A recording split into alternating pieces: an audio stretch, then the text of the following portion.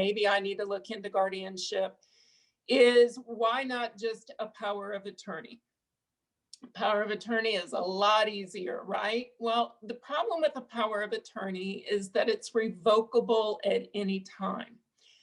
And the reason why that's a problem is I got an emergency call from somebody, much like Susan and Lisa, but from a different organization, and said, we have a problem. So-and-so's daughter is 20. She stepped on a rusty nail, took her to the emergency room, and when they went to do the tetanus shot, she started screaming, "No shot, no shot, no shot." And the parents are like, well, no problem. We have a power of attorney. Well, guess what? That revoked their power of attorney. So the people were not able to give her the shot. Guardianship takes a while to get, so it's not something you can rush to the courthouse and get right away. And in that case, that's an example of why a power of attorney isn't any good. The second reason why it may not be any good is because it can be challenged by outsiders saying, well, first of all, if your child is in that bad a shape, then they didn't have the ability to consent to you being their power of attorney.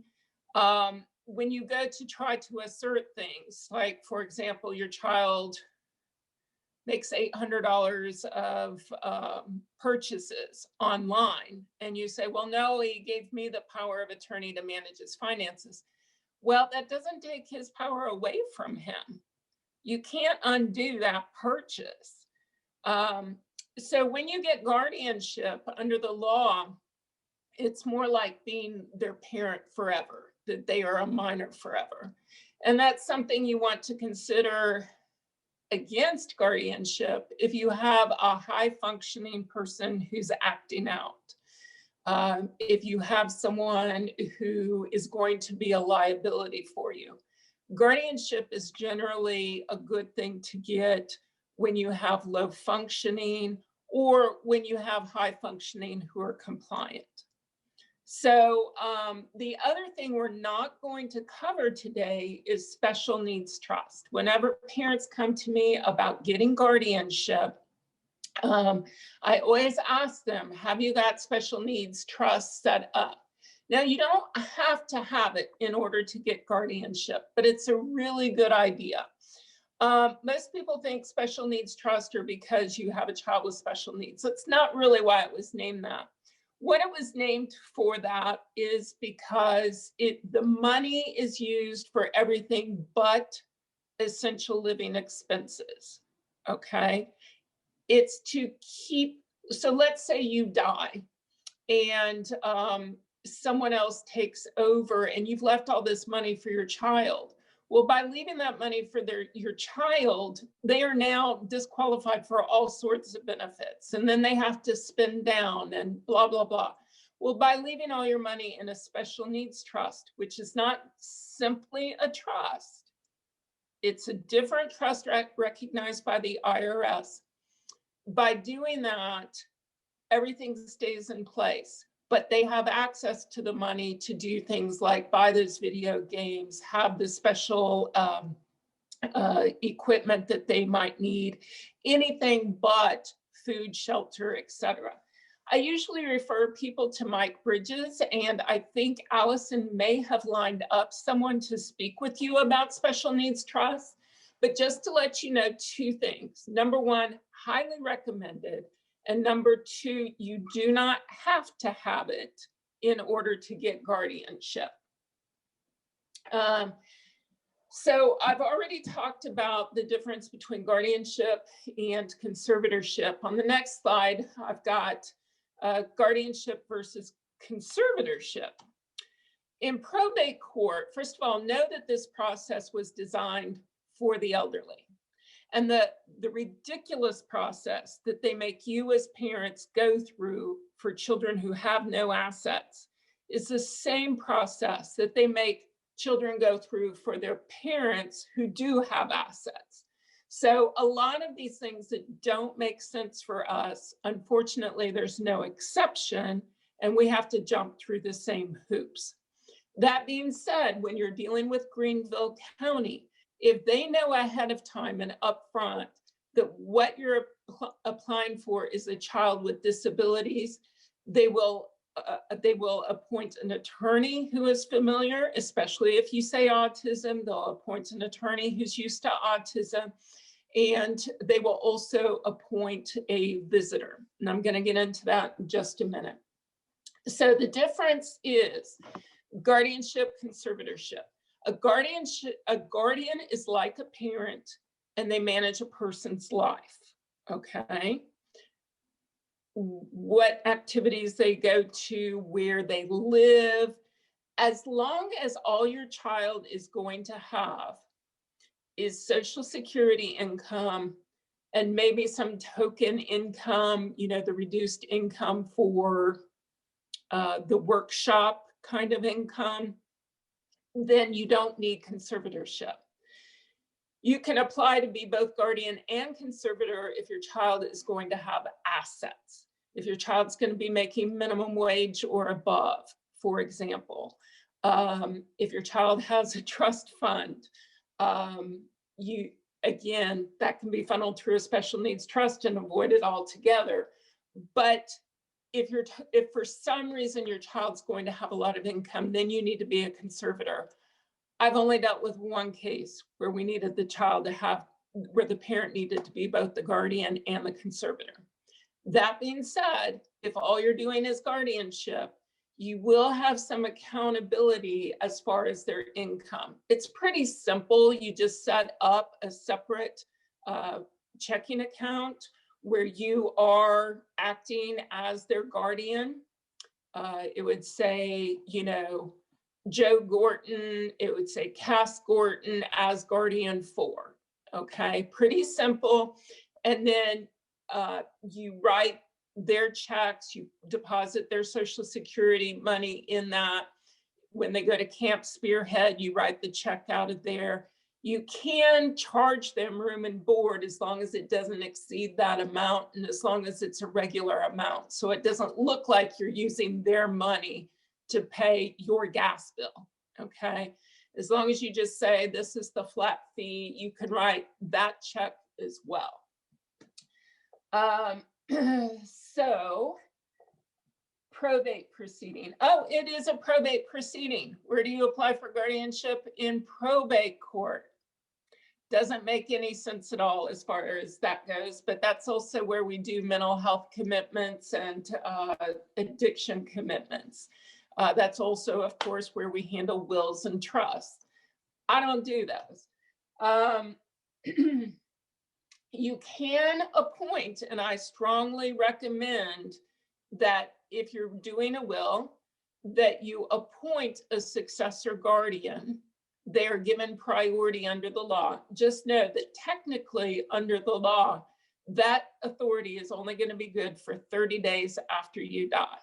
The reality is that the doctor's offices who are going to be relying on this paperwork and so forth, they're not going to say, oh, by the way, this is only good for 30 days.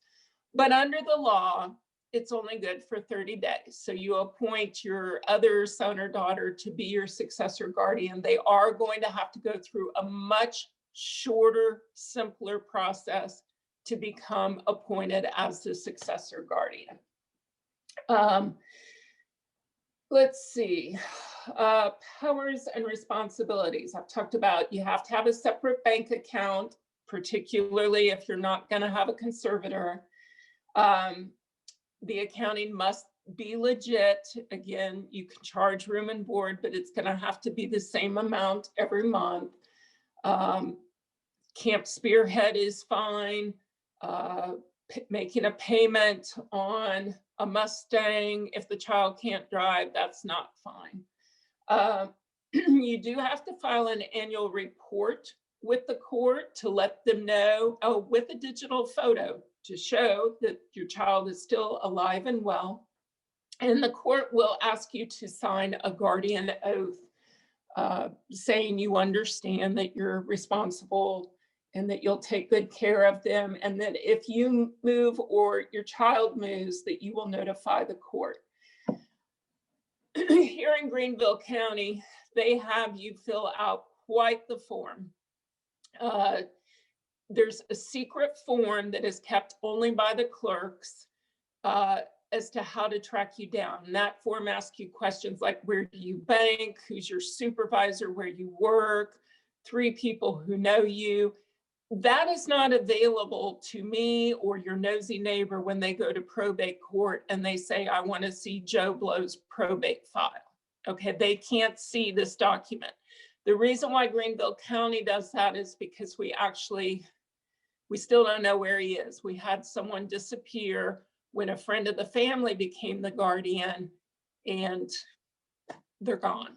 So that's the reason for that form, and no one can have it. Important forms. Okay, the number one most important form, as far as I am concerned, is the examiner's report. I generally will not take someone's case until I first forward them the examiner's report and have them take it to their child's doctor. This is going to be true in applying for guardianship. It's going to be true in removing guardianship. One of the questions that I got was, can you remove guardianship? Yes, and it's a good thing, because we all know that autism at its core is a developmental delay. So especially on our high functioning autism, it might be that when they get closer to the age of 30, they may be able to take on some or all of these responsibilities. But what you're going to need before you pay a lawyer or start paying filing fees is an examiner's report from the child's doctor agreeing that yes, they are able. So when you're applying for guardianship, it's a standard form. I email it to you.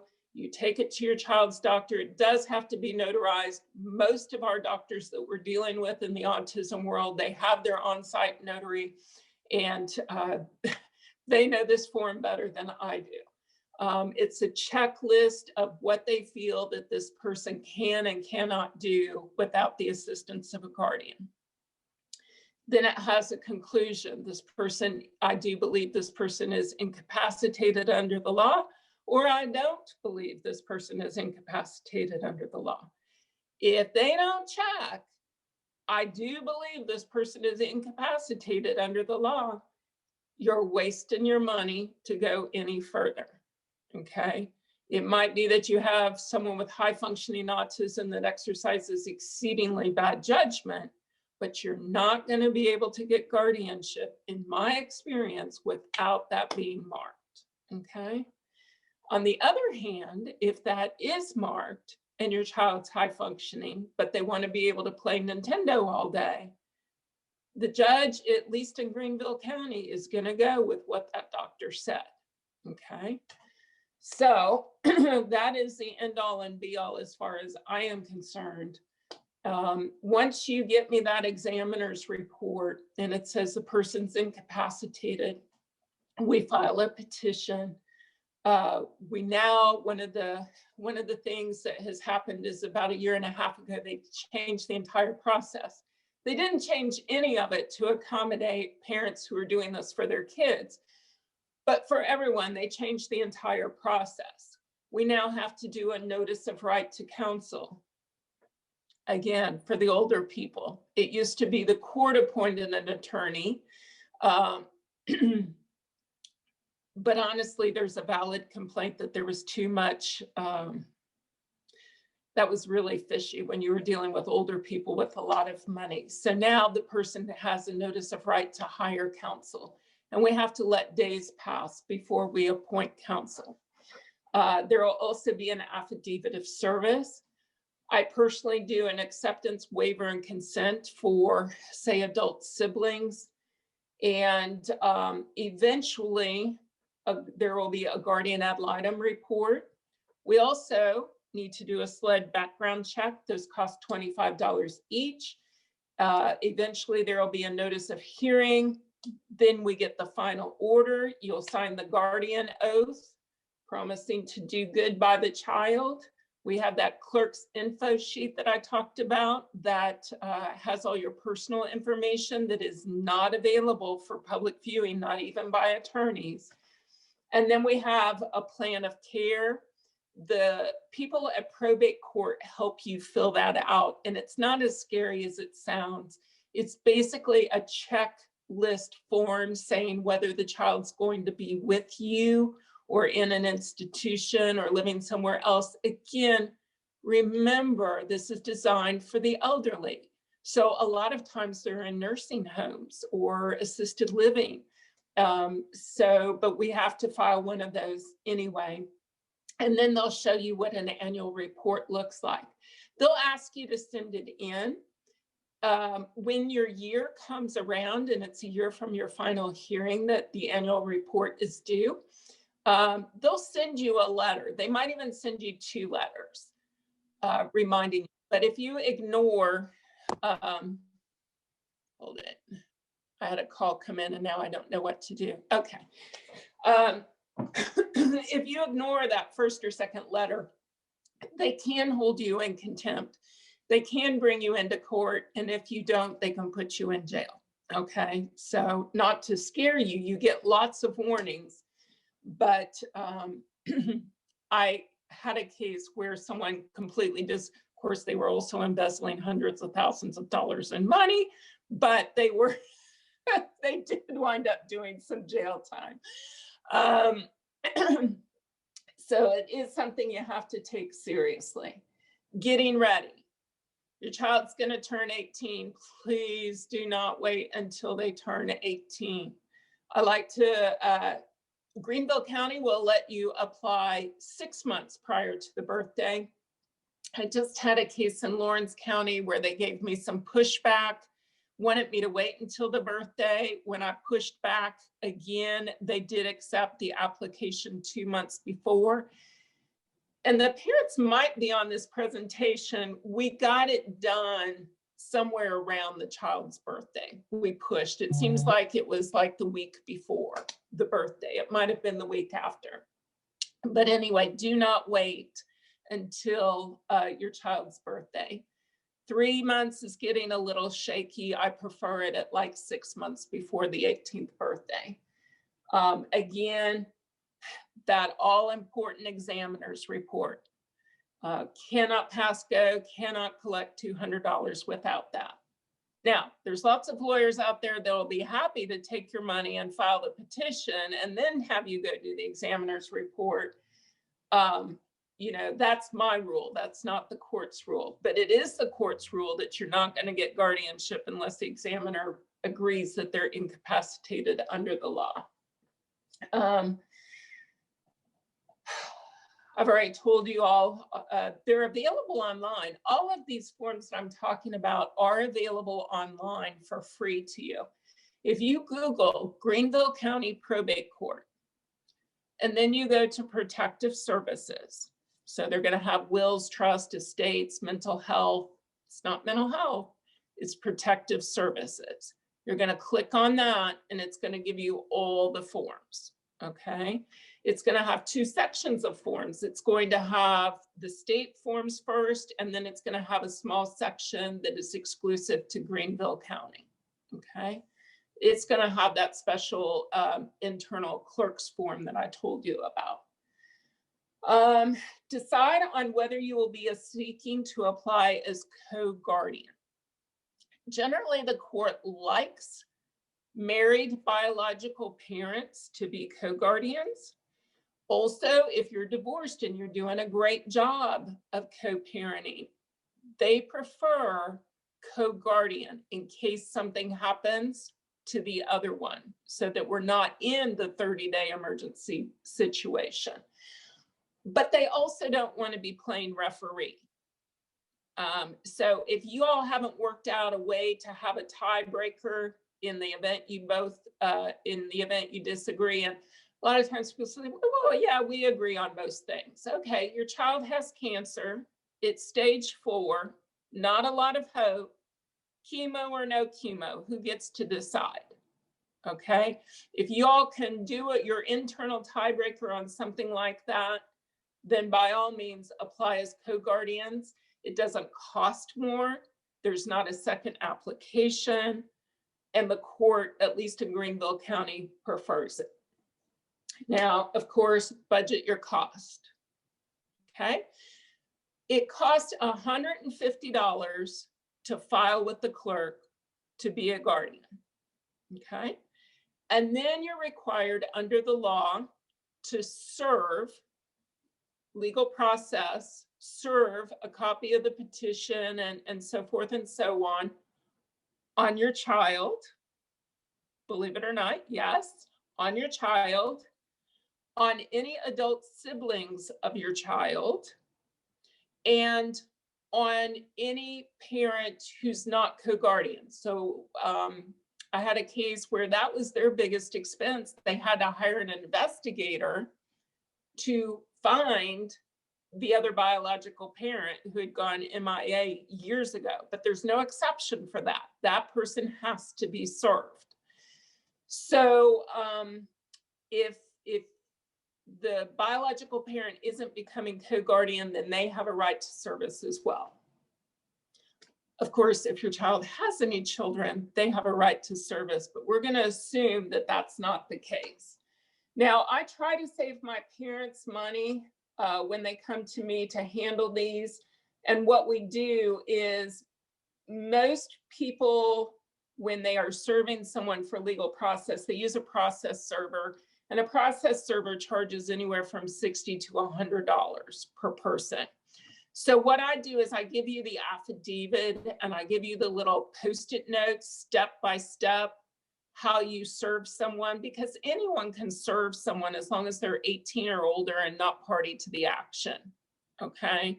So I give you the step by step as to how to serve all these people.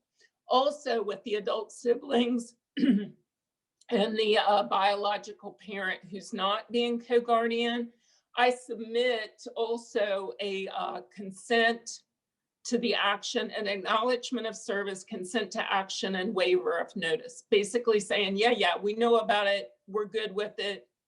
Great. Go on without us. So I include all that, and those are free, right? And that saves you a boatload of money as opposed to a process server. Where are we? We're on costs. I charge $500 to file these in Greenville County and $750 in other counties. I prefer Greenville County because I know everyone and I can do it in my sleep and I can do it for under 3 hours, okay? Most of the cases I've handled, I've been able to do for the $500. How I calculate that is $125 an hour, but a flat fee of $500. And again, if I go overtime, like I had someone who forgot to tell me they had a DSS action in Florida when they were applying for guardianship, and the father opposed her becoming guardian for that reason. And by the way, we didn't get guardianship. In that case, it took me more than 3 hours and I billed her more than $500. That's the one and only case I've ever gone over my flat fee. And that was what I would consider an exceptional circumstance. Now, you're going to have my fee if you hire me. I promise you the other lawyers are going to charge a lot more than that. And then you're going to have the filing fee on the clerk of court. That's non-negotiable. You can't get around that. Then you have the court-appointed attorney for the child. I would highly suggest you not hire an attorney for your child. That's going to look really fishy and the court's going to frown upon it. Once that notice of counsel expires that we have to serve, the court will appoint a guardian, an attorney. And like I said, they're very good at understanding there's no money involved here. You're not trying to get dad's trust fund. They try to pick people who are familiar with autism and aren't going to freak out or start, thinking they're going to be able to interview in a way we can't interview. And those attorneys that they appoint are generally going to charge you somewhere between $500 and $1,500. You'll have 30 days from the final hearing to pay that, okay? So just budget for that. Now, you're also going to have the guardian ad litem fee. You're going to hear me talk about a visitor because we used to call them visitors. They're basically a social worker role. Not DSS social worker, where they're going to open your cabinets and count how many baked beans you have in there, but more of a social worker aspect. And let me step back and explain the difference between the two, okay? The first step is the attorney. As an attorney for your child, the attorney has to argue for whatever it is your child wants. Your child wants pizza for dinner every night and Nintendo all day long, then an attorney has to argue for what their client wants, okay? Even if it's not in their best interest to play Nintendo all day and eat pizza every night. A guardian ad litem looks out for their interest, but considers the best interest of this person. So, well, Judge, you know, Joe wants pizza every night for dinner and wants to play Nintendo all day, but I think he'd do much better in a structured environment of this workshop and balanced meals, okay? So that is the difference.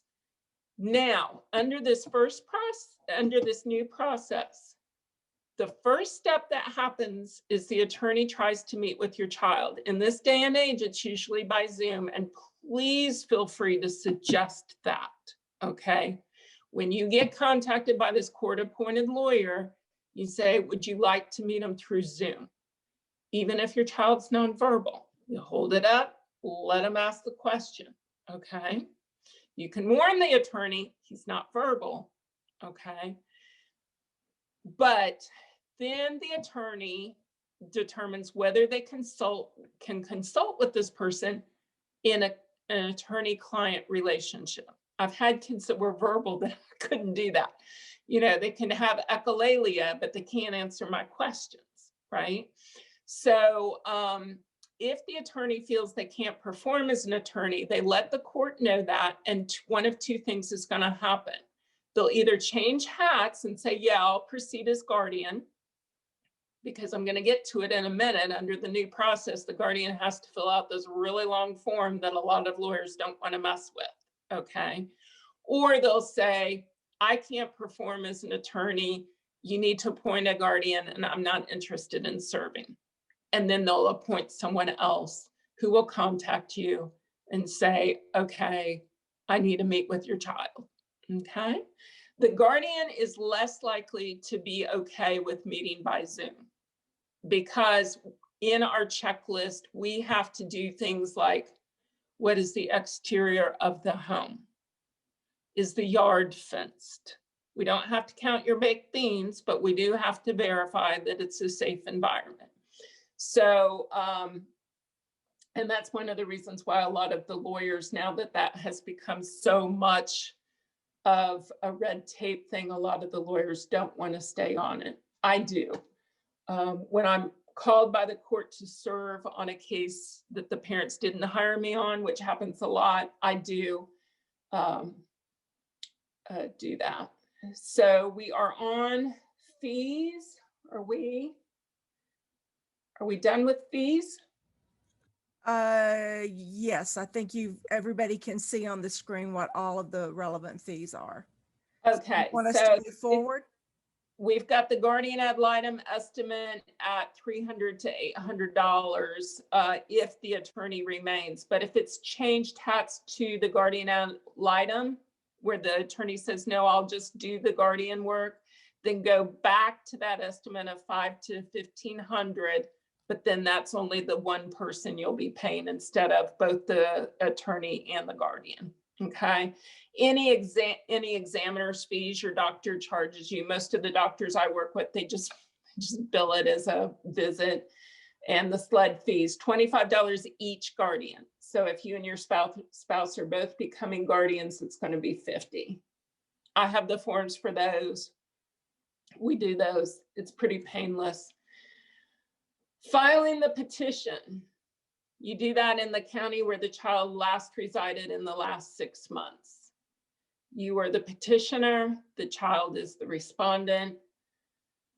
The guardian can be anyone. It's usually yourself. When you see the petition, you'll see that it asks you to sign twice. The first one is you're saying, yes, this child is incapacitated and needs a guardian appointed. And then the second signature is for the person who's willing to take on that role to sign. So that's usually you. Again, co-guardian is strongly encouraged unless you are going to need a tiebreaker. You also file a summons with your petition, and now we have to do the right of notice to counsel. And if your examiner reports are ready, we attach those to the petition. And you tell the clerk that this involves an autistic child, and this helps our clerks appoint the appropriate attorneys and guardian ad litems who are familiar. I'm going to pause there. Do we have any questions? Okay. Service of process, I've already covered that. That is required for parents, even if they've been absent for years, adult siblings, children if applicable, and the child you are petitioning for. Asinine, but it is required. And it makes sense when you think of it in the context of the kids are mad because, you know, mom's donating all the money to the animal shelter and depleting our inheritance. So when you think of it in that context, it makes sense. So for everyone but the child you are petitioning, you can get a consent waiver of notice and service, which again, I talked about where they say we're good with it. You can't do that for the child, unfortunately. Their attorney can waive their appearance, but at least in Greenville County, I don't do that because no matter how low functioning they are, the judge wants to lay eyes on them. Especially in the age of Zoom, it's no big deal to just, you know, there they are. But the judge generally wants to see for themselves just the level of functioning, high or low. And the reason why I played Scooby-Doo is because we had a hearing like that, and I represented the child. I was contacted by the court to be the attorney for the child. This is before we had the new process. And this child had a lot of anxiety, but what soothed him was the Scooby-Doo song. And we went through the entire hearing with me singing very softly and very off-key the Scooby-Doo song, but we got through it. Probate court is not like any other court that you see on TV or that you have experienced. It is very informal. It's basically the judge, the court reporter, the security people, and you and your family, even before COVID. Now all of our hearings are held by Zoom, so they're even less formal. But our judges are used to tics, they're used to stems, they're used to Scooby-Doo. So you do not need to worry or stress about any of that. Notice of final hearing must be sent to all, even those who are waived. But when everyone has waived and said that they're good for it, then you don't have to go through the process of mailing it, certified return, and proving service and all that. You just show the piece of paper, yeah, I mailed it out, okay? And that keeps you from having to reschedule a final hearing. Service versus notification. Understand the difference between service of process versus notice.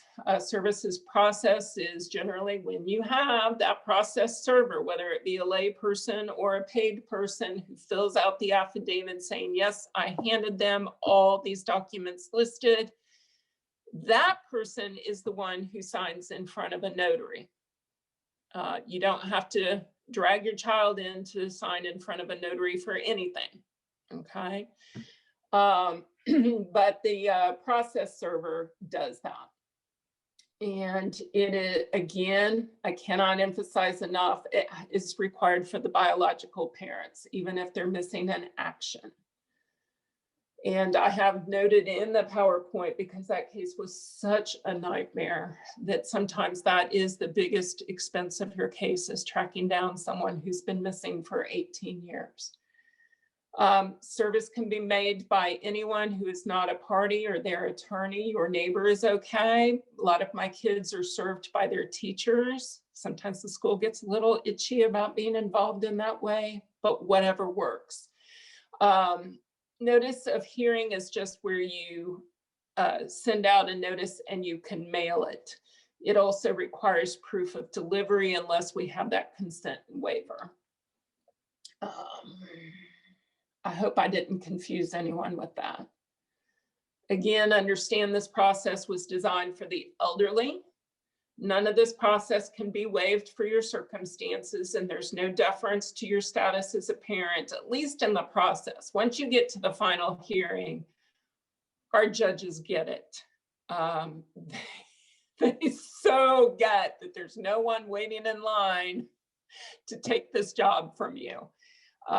Keep in mind, that's very different than when you have the elderly parents with all this money and the kids are fighting over who gets to be in charge of mom's money. So our judges understand, unfortunately, the process doesn't vary.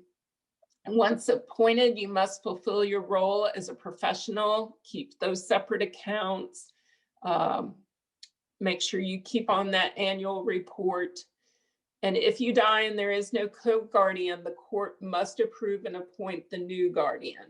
We talked about that again, even under your will, their authority is limited technically to 30 days. What to expect? Well, you've already done your examiner report, so the biggest hurdle is done. You already know what the outcome is going to be with 90% certainty once your examiner report is done. The petition is filed. You file an affidavit of service regarding your child, which indicates she was served with a notice of right to counsel. The date of this filing, when you return that affidavit to the court saying your child was served with notice of right to counsel, as well as the petition, summons, blah, blah, blah, that is what starts the clock ticking. Okay, so be sure you return that to the court once your child is served. That's what starts the clock ticking. Then there's a 15-day wait. If your child does not go out and hire his own attorney after 15 days, an attorney will be appointed. The attorney will contact the child probably through you. If they can't converse, as an attorney-client should, then they will resign as the attorney. The attorney may change hats to guardian ad litem, and they usually do, or if they don't want to do the paperwork involved with being a guardian, they'll ask the court to appoint someone else as guardian ad litem. If the child can converse with an attorney, a guardian ad litem will also be appointed. Okay, so then you'll have two people appointed by the court involved in your case. As I explained before, this is a different role. The attorney is whatever the child wants, argue for that. The guardian ad litem is what's in the best interest. I had that recently in another case where the child was very high functioning. The attorney, even though we had a lot of conversations where we were reading between the lines, the attorney agreed that he needed a guardian, but because her role was to advocate as his attorney, that's what she had to do and oppose guardianship. The guardian report came back that she felt he needed a guardian. Of course, we already had the examiner's report from the doctor who treated the child for 10 years saying he needed a guardian. So it was all over and we got our guardian. So that case, though, just illustrates the very different roles the attorney and the guardian play on behalf of your child. The guardian ad litem is required to do a home visit, observe and file a detailed form report. Sometimes the attorney will come to your home first for the initial meeting to evaluate functioning, but a home visit is optional for them. During COVID, the initial evaluation of the attorney usually occurs via Zoom. Again, please offer that. And in some circumstances, the guardian ad litems will also do the home visit by Zoom. This is a gray area. I know the address.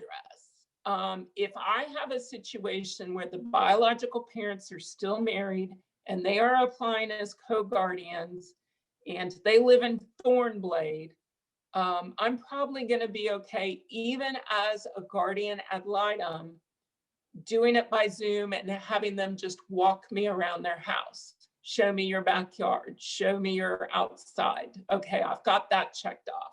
But again, it's all about liabilities, and attorneys, for some reason, are very nervous about that.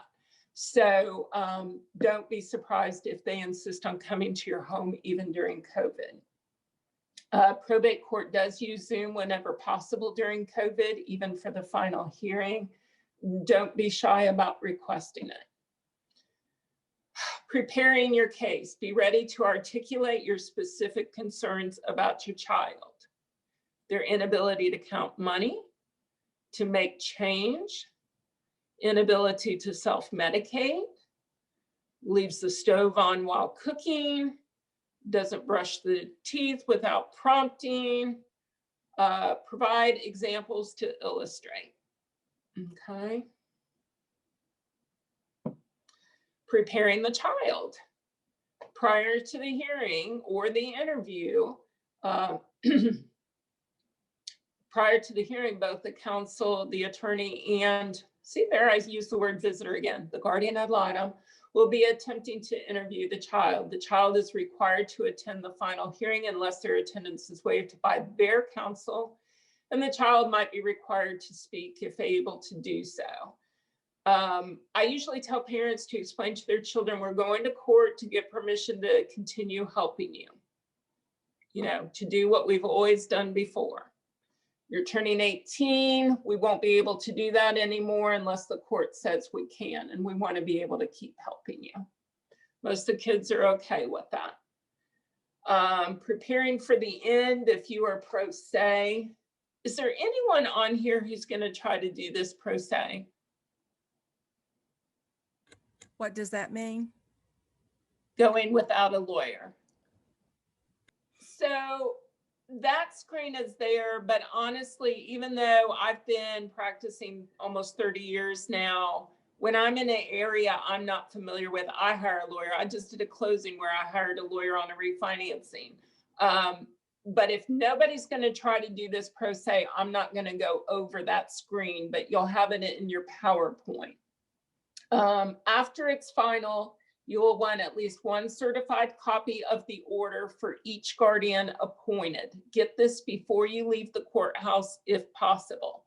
I always have my final orders typed up. Of course, this is when we were still live.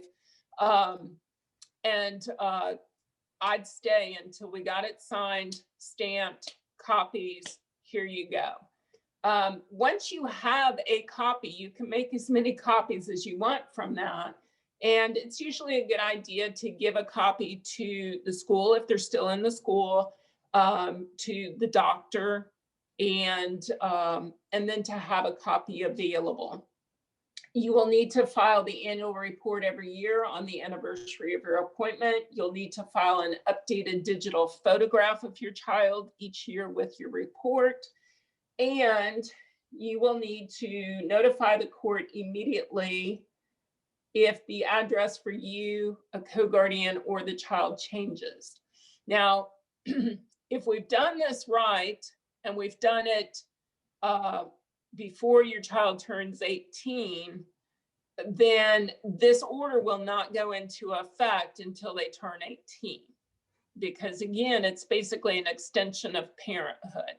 Okay, so you will be operating as you always did until their 18th birthday, but you will have this in place in case they step on a rusty nail at their 18th birthday party, you can get that tetanus shot, okay? Failure to file the report or photograph or fulfill your duties may result in contempt of court, meaning jail. First you get a letter, maybe two, then you get a show cause where you can go in and say, I'm so sorry, I'm just overwhelmed. But after that, you better call Saul. Guardianship must be carefully reconsidered in the case of high functioning rebels. I talked about that at the beginning. And thank you to the judges who helped me draft the original PowerPoint several years ago before everything changed. Now I'm looking at the estimated cost. I think when we went over that, I generally tell people budget $2,500 if they're hiring me. That's with my cost being $500. Age, we start the process. We talked about that. 6 months, 3 to 6 months before their 18th birthday. We talked, I might need to talk a little bit more about reversing guardianship. Absolutely, you can. Again, we start with the examiner's report. Don't waste your money unless your examiner's report is going to back you up through that. If the examiner agrees that all or part of those rights should or could be restored, then it's a filing of a petition. It's again $150. And basically the same process, but they're much quicker to grant it. I mean, as far as the speed of which it's happening. And we talked about the difference between power of attorney and guardianship. Now, what I would recommend is if you're inclined to go, if you're still debating between power of attorney and guardianship, I'd go ahead and use that examiner's report and take it to your child's doctor. That's for a couple of reasons. Like I said, one of the things that might happen with a power of attorney is that someone might challenge that they didn't have the ability to give you that power, okay? And if you have an examiner's report that says he's not incapacitated under the law, then you've covered yourself. He went to the doctor. We had this filled out, and the doctor examined him and said he could. He has the capacity to give me that authority. Okay, so I would use that examiner's report regardless if you're still debating. Have the doctor fill it out. The doctor says he's incapacitated, then your avenue is guardianship. If the doctor says he's not incapacitated, then your avenue might be power of attorney. Just know that it can be revoked at any time. It also. We have one question. Can I throw that at you? Question is coming from a parent. My child is 19. Will this change anything in the process? Nope. Nope. Assume that the process, at least in Greenville County, if I'm your attorney and I'm nagging the other side to move, you're looking at best case scenario 2 months to get through the process. That's with you having the examiner's report and having someone who will nag on your behalf to get it moving on the other side. Cass, we had another inquiry about, if the children are with us at Hope, can we serve the papers during the course of the day? Sure. So that's not a problem. As an institution allow that. It's just the school gets, the public school gets a little squirrely about it.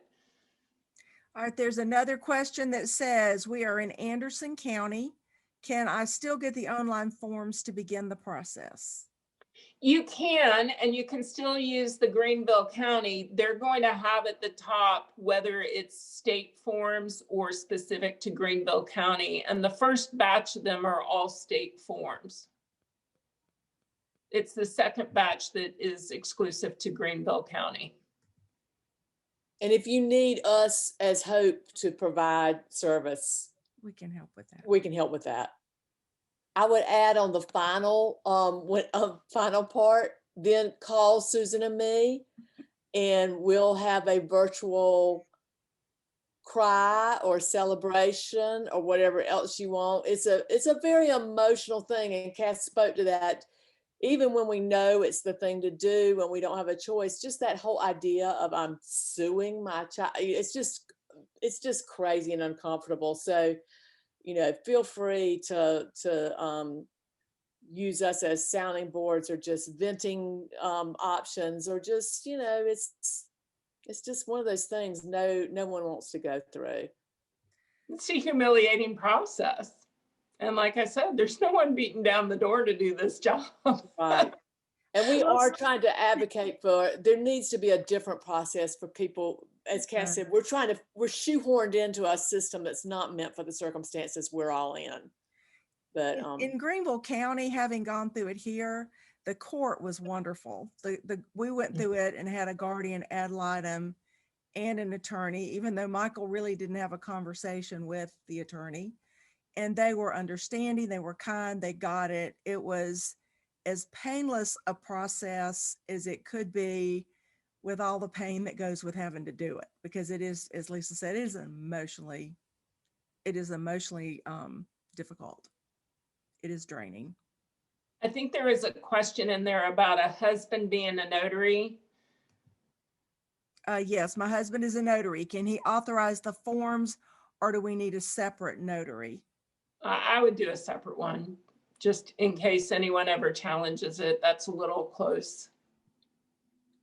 we do have a notary on staff if that becomes an issue as well. Leah, who is our operations. We would need to just know in advance that this was going to happen, because she would have to, of course, go where you needed her to go. We thank you very much. Cass, thank you so much for your time and for sharing this wonderful information with us. Have a good night. Thank you. Good night, everybody. We appreciate you being here.